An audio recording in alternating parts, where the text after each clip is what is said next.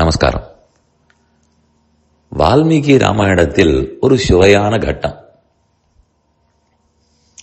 இதை கேட்டபின் யாருக்கும் கண்ணிலிருந்து ஒரு சொட்டு கண்ணீர் வராமல் இருக்காது. இப்படியும் உயர்ந்த மனிதர்கள் இருப்பார்களா? அது என்ன திரேதாயுகத்தால் அப்படி இருந்தார்களா? கலியுகத்திலும் உண்டா? அப்படி கலியுகத்திலும் உண்டெனில் அப்படிப்பட்டவர்களை பார்க்க முடியுமா? அவர்களோடு பேச முடியுமா? அவர்களோடு பழகி நம்மையும் சற்று அவர்களைப் போல் உயர்த்தி கொள்ள முடியுமா? முடியுமான்னு அடியேன் கேட்டுக்கொண்டே இருக்கலாம். என்னிடத்தில் பதில் இல்லை. ஆனால் இருப்பார்கள், இல்லாமல் போக மாட்டார்கள். என்ன கட்டம்னு சொல்லுகிறேன். ராமன் சித்திரகூடத்துக்கு சென்று விட்டார். பின்னர் பரதன் அயோத்திக்கு திரும்பி தகப்பனார் மரித்தார் செய்தி கேட்டார்.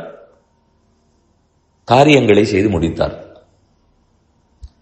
நான் பட்டம் ஏற்க முடியாது, ராமனை திருப்ப அழைத்து வர வேண்டும். இதை சொல்லிக் கொண்டு அனைவரையும் அழைத்துக் கொண்டு சித்திரகூடம் நோக்கி வருகிறார். அவருக்கு தெரியாது எங்கிருக்கிறார் என்று. சுமந்திரன் தான் வழிகாட்டுகிறார். அவர் முன்னமே ராமனை கொண்டு போய் குகனிடத்தில் தாண்டி விட்டவர். அதனால் சரி, குகனிடத்தில் போய் பார்ப்போம்னு கூட்டி வருகிறார். பரதன் வந்தான். முதலில் குகன் சந்தேகப்பட்டார், பின்னர் தெளிந்தார். ஒத்தருக்கொத்தர் பேசிக் கொண்டனர். பரதன் கண்களில் கண்ணீர். ராமனும் சீதையும் தரையில் படுத்தார்கள். காய்கனிகளை மட்டும் உண்டார்கள். இலை தழைகளை சாப்பிட்டார்கள். மாந்தோல் மரவுரிதான். காட்டு கொசுக்களும் ஈ எறும்புகளும் மொய்த்தன, கடித்தன. இது இத்தனை இன்னல்களுக்கு நடுவேதான் ராமனும் சீதையும் வாழ்கிறார்கள். இதை சொல்ல சொல்ல பரதனுக்கு தாங்கவில்லை. அப்படியான்னு கேட்டுக்கொண்டார். மயங்கி சரிந்து விட்டார். குகன் பெரு வீரன், முரட்டு வீரன்.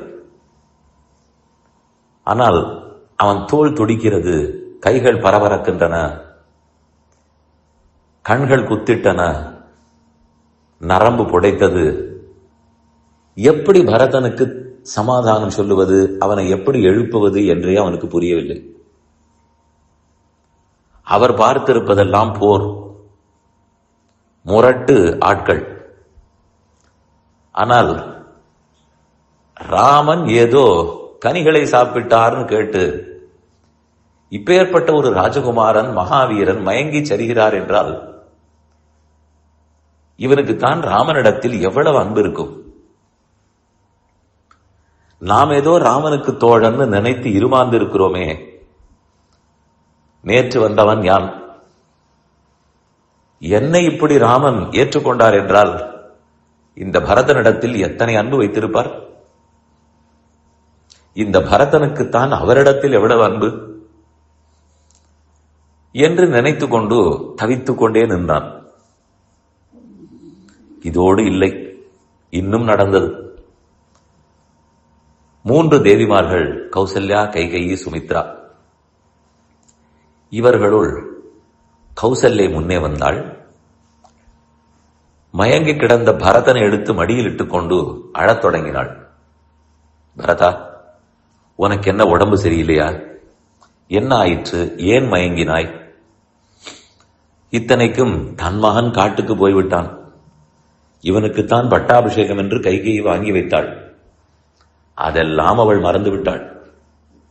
பரதன் தான். அதை உணர்ந்தவள் கேட்டாள். அஸ்ய ராஜகுலஸ்யாத்ய தததீனம் ஹி ஜீவிதம் தாம் திருஷ்டுவா புத்திர ஜீவாமி ராமே சப்ராத்திருக்கே கதே விருத்தே தசரதே ராஜ்ஞி நாத ஏகஸ்துவமத்ய நஹ. பிள்ளாய் பரதா, கணவனை இழந்து விட்டேன், நாட்டுக்கு அரசன் இல்லை. சரி, ராமனுக்கு பட்டம்னு யோசித்தால் இல்லை, அவன் தம்பி இலக்குவனோடும் கைப்பிடித்த மனைவியோடும் காட்டுக்கு சென்று விட்டான். 14 ஆண்டுகள் திரும்ப பார்க்க மாட்டான். பக்கத்தில் நிற்கும் இந்த கடைசி பிள்ளை சத்ருக்னன், பரதா, உன்னை தவிர அவனுக்கு எதுவுமே தெரியாது. அவன் ராமனையும் பார்க்க மாட்டான், இலக்குவனையும் பார்க்க மாட்டான், உன்னைத்தான் பார்ப்பான். அவனுக்கு நாட்டை பற்றி கவலை இல்லை. இப்படி இருக்கும்போது உன் ஒருத்தனை நம்பித்தான் நாங்கள் அனைவரும் இருக்கிறோம். நீ இருந்து நன்றாக இருந்தால்தான் நாங்கள் பிழைக்க முடியும். அப்பதான் அரசு பிழைக்கும், அப்பதான் பிரஜைகளை ரட்சிக்க முடியும். இப்படி உன் ஒருத்தனிடத்தில் இந்த நாடே சார்ந்து இருக்கிறது. பரதா, எழுந்திரு, கண்டிப்பா ராமனிடத்தில் போவோம், கேட்போம், உன் ஆசைப்படி நடக்கட்டும் என்று பொறுப்புணர்வோடு பேசினாள் கௌசல்யை. அப்போதும் சரி மயங்கினான் என்று விடாமல், ராமன் காட்டுக்கு போய்விட்டானே என்று மட்டும் புலம்பாமல், நாட்டு மக்கள், அரசாட்சி, பொறுப்பு, பிரஜாரக்ஷணம், குடும்பத்தினுடைய கௌரவம், அந்த நாளிலே இருந்து இக்ஷ்வாகு குலத்தினுடைய பெருமை, இது இத்தனையும் ஒருத்தி நிதானமாக பேசுகிறாள் என்றால் என்ன குணம், எவ்வளவு பொறுப்பு! அதை பற்றித்தான் சொன்னேன். இதை போல் மனிதர்களும் இருப்பார்களா? நமக்கு சம்பந்தம் கிடைக்குமா? அவர்கள் அருள் பெறலாமா? குகன் தவியாய் தவித்தான். பரதனை பார்த்து பெருமிதம் கொள்ளவா, அல்லது கௌசல்யை பார்த்து இப்படியும் ஒரு தாய் இருப்பளா என்று நினைக்கத்தான் முடியுமா? எதுவும் அவனுக்கு நினைக்க தோன்றவில்லை. இத்தனைக்கும் பெரிய வீரன். வீரமெல்லாம் சண்டை களத்தில் செல்லுபடியாகும். ஆனால் இது பக்தி, அன்பு, காதல், அவா, வேட்கை. எவ்வளவு அழகான தமிழ் சொற்கள்! அப்படி இருக்கும்போது இதனிடத்தில் வீரத்துக்கோ சண்டைக்கோ பூசலுக்கோ இடமே கிடையாது. உயர் பண்பு, அதற்கு மட்டும்தான் இடம். ராமாயணம் முழுவதும் நிறைந்திருப்பது இந்த உயர்ந்த பண்புதான், பண்பாளர்கள்தான். அடிக்கடி படித்தோமானால் நமக்கும் அதில் விருப்பம் வரும்.